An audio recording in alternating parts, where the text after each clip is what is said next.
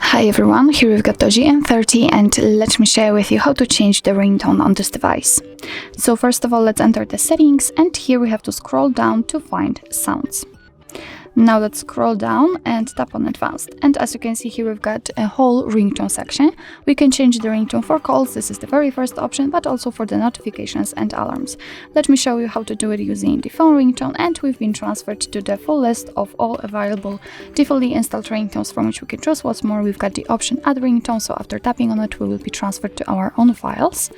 Let me get back. What's more, we can set the option none, so your device won't notify you about the incoming call. So in order to listen how the particular one sounds, simply tap on it and you will be able to listen to it and pick the one you like the most. And if you are ready, for example, if you'd like to set, for example, lights as your ringtone, just make sure that this option will be marked and tap on OK.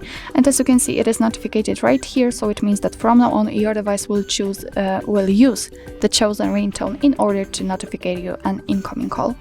So actually that's all. This is how to change the ringtone in your DOOGEE N30. Thank you so much for watching. I hope that this video was helpful, and if it was, please hit the subscribe button and leave the thumbs up.